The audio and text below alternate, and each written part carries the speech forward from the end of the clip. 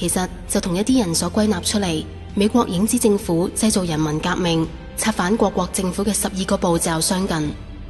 第一，派中情局 M16等情報人員以留學生、遊客、義工、商人、記者嘅身份進入目標國家。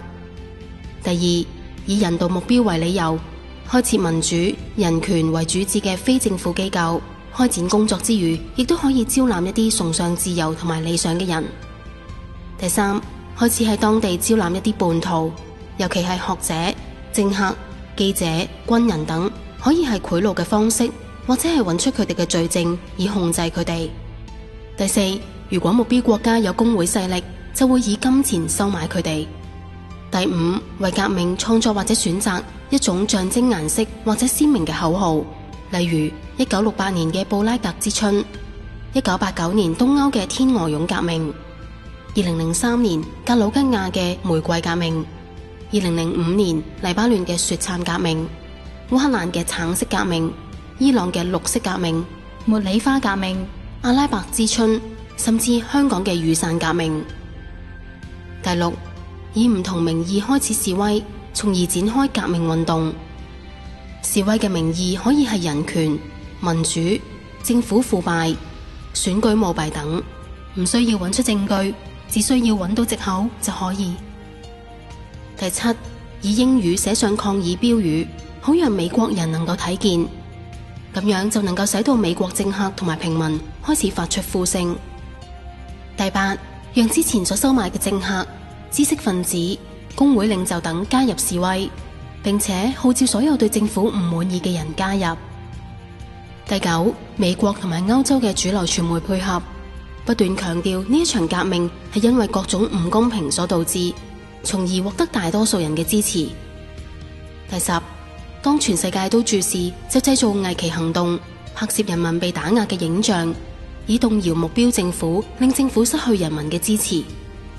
第11，派出一啲引發暴亂嘅演員，以武力挑釁警方，迫使警方使用武力鎮壓，咁樣就可以使呢個政府失去其他國家嘅支持，被國際社會認為係非法政權。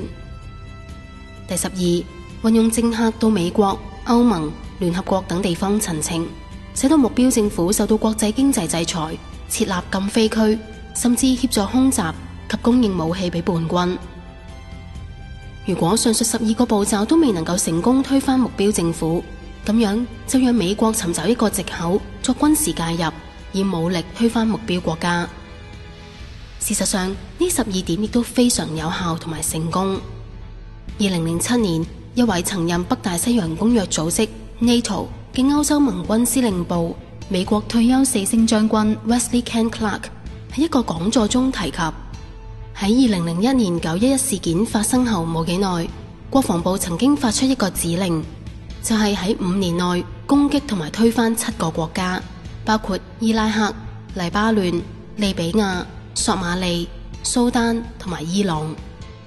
雖然呢個國防計劃並未有喺5年內完成，但係10多年之後，根據呢12個步驟，美國藉住阿拉伯之春同埋反恐戰爭，呢7個國家有啲已經被推翻，有啲陷入內戰，有啲亦都已經係崩潰嘅邊緣。因此，世界局勢、國家嘅被推翻，並唔係人民作出偶然或者自發嘅行動而造成，相反係經過精心策劃同埋計算。事實上，如果要推翻一個國家，以內部革命導致崩潰嘅方式，遠比出兵攻打便宜得多。亦都因此，美國不斷運用呢12個步驟去策反唔同嘅敵對國家。而如果美國要對付中國嘅話，首先亦必須以香港作為目標。原因對於美國而言，香港只係一個小城市，對於國與國之間嘅角力、貨幣戰爭越演越烈。俄羅斯及中國與其他國家靠攏，金磚5國自行開設銀行同埋儲備基金，目的亦都就係要擺脫美金，唔讓美國繼續以印鈔嘅方式以紙幣換取各國嘅實質資源。但係貨幣卻源於對政府嘅信任，因此美國如果要維持美元嘅地位，一方面就係要維持軍事上嘅霸權，另一方面就係讓其他國家嘅人民唔信任自己國家嘅貨幣。或係讓其他國家嘅經濟比美國更差，咁樣會讓普羅大眾喺冇選擇嘅情況下，喺相對嘅情況下，繼續選取美元作為貿易嘅單位。意思係美國經濟差嘅時候，只要美國導致其他國家嘅經濟更差，政治更動盪，咁樣目的就已經達到。因此咁樣亦解釋到點解美國繼續印鈔，但係仍然唔會崩潰。所以美國以塞浦路斯引爆歐債危機，歐盟各國不斷傳出經濟爆破危機。至於中東方面，2010年美國藉住阿拉伯之春，以民主之名推翻唔合作嘅中東國家，例如埃及總統穆巴拉克下台，其後屬於伊斯蘭兄弟會嘅穆爾西勝出選舉，但係其後又被軍方所推翻。埃及呢幾年間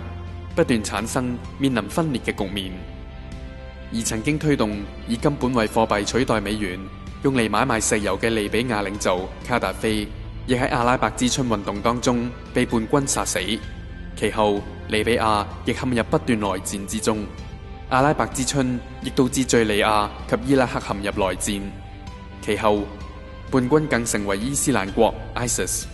佔領兩國一大片土地。因此面對坐擁最多美國債券中國嘅崛起，美國唔會坐視不理，而中國更加提出去美元化，與不同國家簽署雙邊貿易協議，唔用美元交易，直接挑戰美元地位。而事實上，美國政府亦從來冇看中國為朋友，反而視中國為敵人。美國近年提出亞太再平衡戰略，宣布重返亞太，於2020年以前將6成海軍部署於太平洋，為嘅就係要聯合亞太各國圍堵中國。因此當然樂於看見敵人嘅城市陷入混亂之中。